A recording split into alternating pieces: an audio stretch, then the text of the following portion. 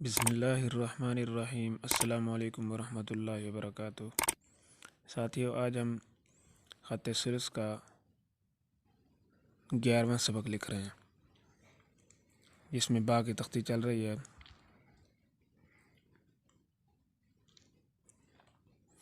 ये हम लिख रहे हैं बा साद।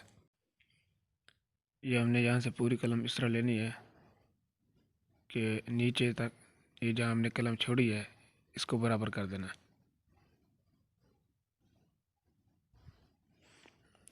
और ये जहाँ पर जैसे हमने बा में बनाया था वैसे बनाएंगे।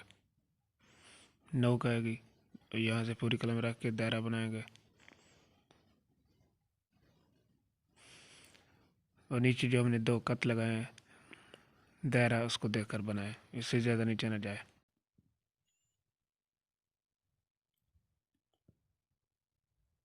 ये दायरे में जो कमी रह जाती है इसको नोक से पूरी करें। वैसे कोशिश करें एक ही दफ़ा में दायरा बन जाए, वो ज़्यादा अच्छा बनता है। ये 5 कत का दायरा है इसका।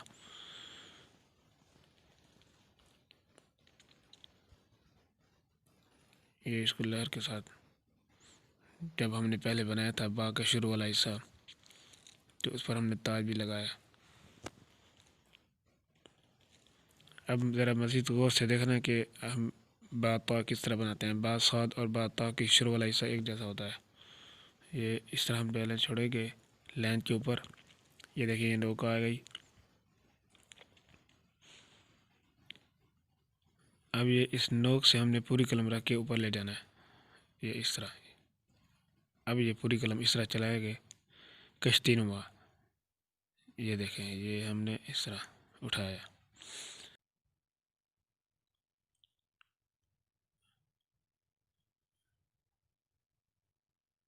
अब यहाँ से हमने इसको मिलाना कैसे है, देखें ये कलम दूसरे तरीके से ला रहे हैं। नोक आ गई आखिर में। इस तरह भी चला सकते हैं कलम। आखिर में उठाना है हमने। ये हमने इस पर ताज लगाया।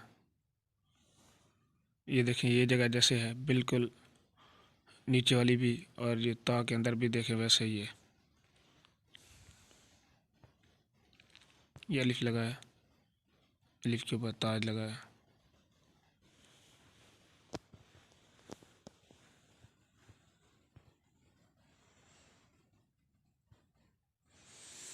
अब हम लिख रहे हैं लफ्ज़ बा आइन। बा आइन में देखें बा हमने वैसे लिखा जैसे बा की तख्ती में जैसे हमने बा लिखा था, ये हिस्सा देखें।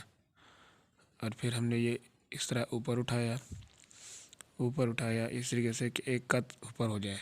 एक कत ऊपर करके अब पूरी कलम से आइन का सिरा बना रहे हैं।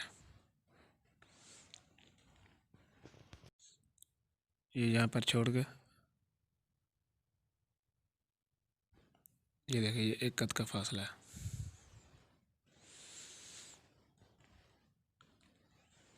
और ये इस तरह इसको नीचे तक लेके आएंगे। ये आपको पहले जैसे बताया कि दायरा जो होगा ये 5 कत जितना होगा, ऊपर से नीचे तक 5 कत। ये आखिर में नोक आएगी बा आइन।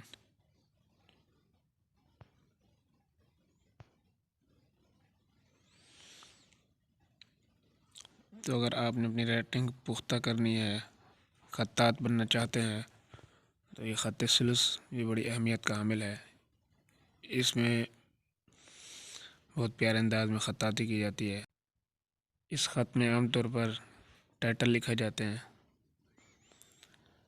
तो आप ये ख़त तख्तियों से ही सीख सकते हैं। आप ये तख्तियाँ देखते रहें और इसी तरह लिखने की कोशिश करें। जो आपके पास है, कलम है या मार्कर है, कलम अगर आपके पास है तो कलम से लिखें। अगर कलम नहीं है मार्कर से भी लिख लें। इस तरह भी आपको फ़ायदा होगा इंशाअल्लाह। ये आइन हमने दूसरे अंदाज से लिखा है। आइन अकेला आइन जैसे होता है। ये दायरा देखें, पहले पूरी कलम इस तरह हमने पकड़ी कि ये देखें ये आखिर में नोक आ गई। ये इस तरह हमने कलम को घुमाना है। दायरा बनाते हुए पहले आप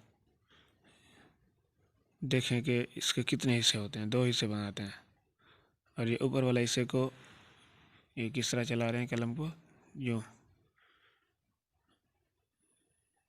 ये नोक के साथ इसको मिला देना है, इसको भर देना है।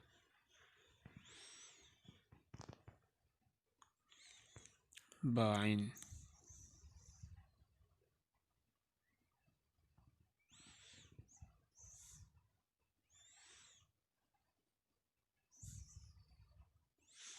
ये किस तरह हमने कलम चलाई ये आपको बता रहे हैं। ये दोबारा देखें, ये पहले पूरी कलम से इस तरह ऊपर ले जाएं बाएं तरफ, फिर ऊपर से दाएं घुमाना है और इस तरह घुमाना है कि पूरी तरह गोलाई रहे ऊपर, ये इसे ये गोलाई रहे। अब वापस नोक के साथ यूँ मिला दें। अब ये कमी इस तरह हमने पूरी कर देनी है।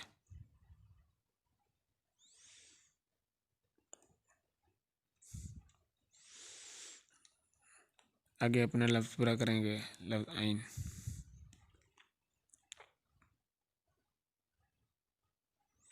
ये हमने ज़रा जगह छोड़ दी है ताकि आपको समझ आए। तो ये आइन इस तरह लिखना है अकेला। अब ये दूसरा आइन, ये पहला जो हमने लिखा है ये भी देख लें ज़रा, ये इसे ऊपर उठा के ये वापस इस तरह, ये वापस इस तरह थोड़ी गोलाई के साथ ऊपर।